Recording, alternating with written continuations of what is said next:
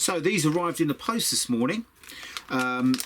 So what we got here, we got a tiny little motor that's been geared to I think 1 to 50. So every time this goes round 50 times the motor, this one goes round just the once. So it's a reduction system, so it reduces the amount of spin. It's quite smaller than I expected. I expected a slightly larger motor, but that's great because that's going to fit nicely. I also got this little switch that came with the motor to be able to switch the motor on and off. So my plan, because the nose of the 190 is, you can take that off, okay, and it's got a nice space inside, but I might need to take some of this out to get the batteries in. The plan here is to mount this in the nose so that this comes out through the front of the nose here, then attaching the propeller to the motor, and so also the battery being housed inside the nose. So I'll have to butcher this round a little bit, but that seems to gonna fit really nicely in there.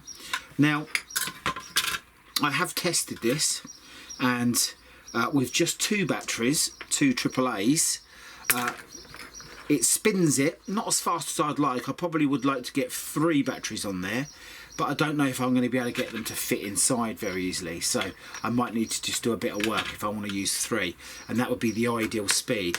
So the plan is to get this mounted into the nose, so that when it's in flight I can just flick a little switch underneath, maybe insert this into the wing here somewhere. So this little switch going somewhere in here, so I can just flick a switch, and while it's in display mode have the motor running, so it's turning the prop and making it look a little bit more realistic. So the one issue that you have with prop planes in flight is you always have a static prop. It's easier with jets obviously because there's no prop to be turning. This is gonna, I think, just be a nice little touch on this one. So this is just a bit of a test, and if this works, then there's no reason why I can't do this to a lot of my static display aircraft. I mean, failing putting the batteries inside, you could, you know, I'm gonna put an acrylic rod in here. I prefer the acrylic rod because it's clear, transparent, and so the acrylic rod's going to come out of this section here. What you could do, if you wanted, you could have this mounted obviously inside the nose, and you could have the wires running down through maybe a brass tube down into a base, and you could have your batteries in your base and you could switch it on from your base. But I'm going to try doing this one with the batteries inserted inside. Okay, so let's have a go at seeing if we can get this motor into position. So the first thing I'm going to do, I'm just going to take out a little bit of this hole just to make it a bit bigger, and see if we can't get that motor, there you go, to stay in there. Okay, so at the moment it's a bit of a tight fit. We want it tight so it stays in position, but we don't want it too tight that we can't get it on and off very easily. Now ideally I'd use a drill here, but all my drills are in my other shed and I really can't be bothered to go and get them. Okay, so that's going to go fine into there. Now the plan is we're going to need to get into here, so let's take a little bit of this one out. So that comes through there, and then this is going to attach quite nicely on the other side. So what we've got to think about is how we're going to keep this attached to here. Now obviously I could super glue that in. There's no reason why I couldn't glue that into place, as long as I don't get any glue on the gear onto the moving parts. That would be the simplest way, but then that means I could never take it out. Not that I don't think I ever want to, and to be honest it probably won't be turned on that often. So I've got to think about how I'm going to get that attached. There are some screw holes that we could possibly use, but I don't think it's going to be very easy to get into there.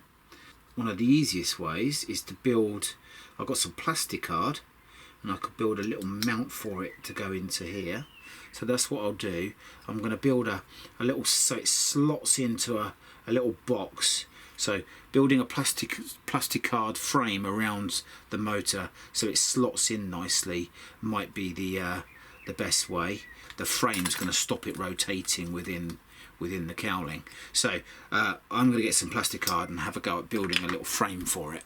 Okay, so here's some 1mm thick plastic card. I do have some 2mm, but I think 1mm will be just fine.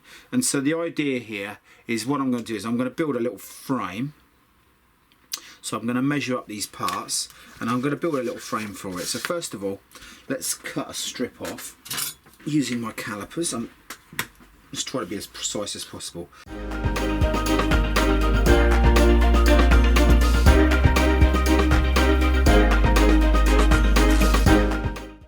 So that is my first strip. Now the idea now is I'm just going to build a little box around this.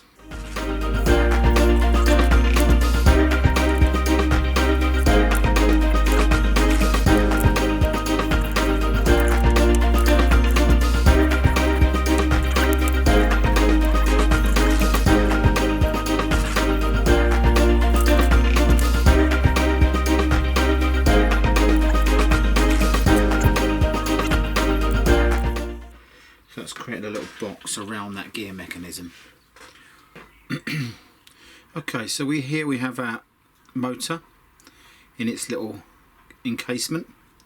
We're just gonna, so that slides in and out of here quite easily, quite nicely.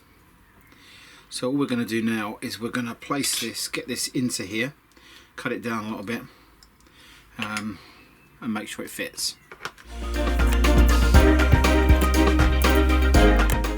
So as you can see, that goes nicely in here.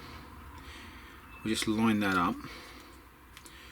We use plenty of glue to glue that in. So I'm going to use some of the white cement for this.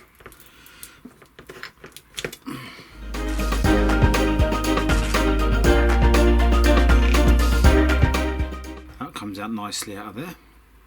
And so that will sit nicely just in there like that. So we'll let that dry. In order for the batteries to go in, we're going to need to get rid of this stuff in here. Now, thankfully, because the wheels are up, when you put this on, you're not really going to be able to see in here. What I might do is put a cover over here, and just to hide the insides if you can see a little bit.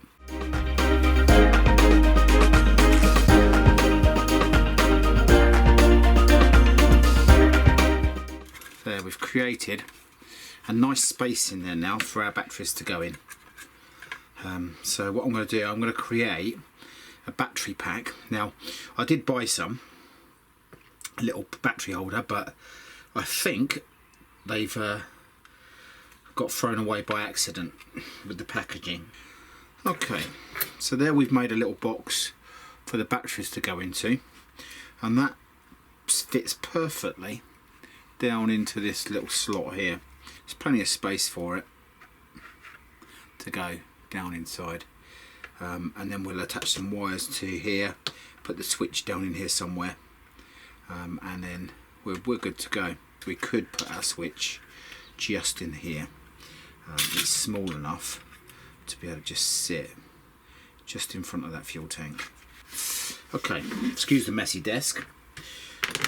Happens quite often in here, where I just I get sort of all messed up, and then I have to have a good clean up before I can move on. So what I'm just going to do is test this circuit or this motor in there. Let's put our prop on, and hopefully when I bring the two together, you'll see that we have a spinning propeller.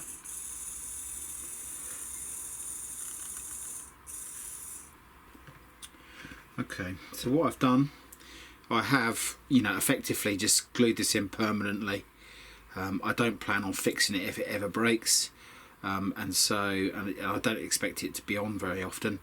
I have super glued this into place, being very careful not to get any glue on the working mechanisms. I've glued that into place so that basically it's just not going to move. We've put our little switch in here, just in front of where the fuel tank goes, and we've super glued that into place. So that switch is in there okay. I'm happy with how the motor's in there. The electrical engineers among you are probably screaming at the screen right now saying, what are you doing? But hey ho, it does the job. It does what I need it to do, so that's fine.